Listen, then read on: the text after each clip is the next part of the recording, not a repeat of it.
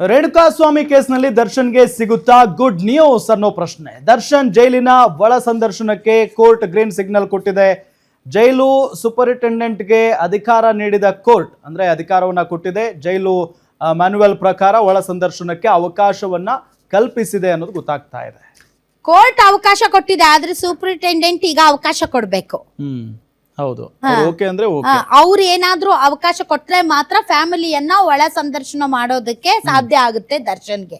Court green signal ಕೊಟ್ಟಿದೆ, ಆದ್ರೆ superintendent ತನ್ನ ರೂಲ್ಸ್ ಅಡಿಯಲ್ಲಿ ಈ ತರ ಖೈದಿಗೆ ಫ್ಯಾಮಿಲಿಯನ್ನ ಭೇಟಿ ಮಾಡೋದಕ್ಕೆ ಒಳ ಸಂದರ್ಶನ್ಗೆ ಅವಕಾಶ ಕೊಡ್ಬೇಕಾ ಬೇಡ ಅಂತ ತೀರ್ಮಾನ ಮಾಡ್ತಾರೆ. ಅದೇ ನಮ್ ಕಡೆ ಇದೆಲ್ಲ ದೇವ್ರ ವರ ಕೊಟ್ರು ಪೂಜಾರಿ ಕೊಡ್ಬೇಕು ಅಂತ. ಸೊ ಪೂಜಾರಿ ಏನ್ ಮಾಡ್ತಾರೆ ಅನ್ನೋದೇ ಈಗಿರುವಂತಹ ಅತಿ ದೊಡ್ಡ ಪ್ರಶ್ನೆ. ಹಾಗೆ ನೋಡಿದ್ರೆ ಸುಮಾರು 6 ತಿಂಗಳಿಂದ ಬೇಲ್ ರಿಜೆಕ್ಟ್ ಆಗಿ ದರ್ಶನ್ ಈಗ ಜೈಲ್ನಲ್ಲಿ ಇದ್ದಾರೆ. ಡೆಫಿನೆಟ್ಲಿ ಅವ್ರಿಗೆ ಫ್ಯಾಮಿಲಿ ಜೊತೆ ಮಾತಾಡ್ಬೇಕು ಅಂತ ಆಸೆ ಇದ್ದೇ ಇರುತ್ತೆ. ಹೆಂಡತಿ ಇದಾರೆ, ಮಗ ಇದ್ದಾನೆ. ಸೊ ಅದಕ್ಕೆ ಅನುವು ಮಾಡ್ಕೊಡ್ತಾರ ಇಲ್ವಾ ಸೂಪರಿಂಟೆಂಡೆಂಟ್ ನೋಡ್ಬೇಕು, ಕಾದು ನೋಡ್ಬೇಕು.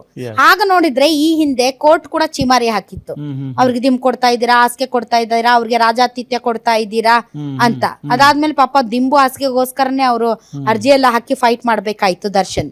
ಸೊ ಇವೆಲ್ಲ ಇನ್ಸಿಡೆಂಟ್ ಗಳನ್ನ ಮನಸ್ಸಿನಲ್ಲಿ ಇಟ್ಕೊಂಡು ಈ ತರದ ಒಂದು ನಿರ್ಧಾರಕ್ಕೆ ಅವ್ರು ಬರ್ತಾರಾ ಬರಲ್ವಾ ಗೊತ್ತಿಲ್ಲ, ಕಾದು ನೋಡ್ಬೇಕು. ಕರೆಕ್ಟ್.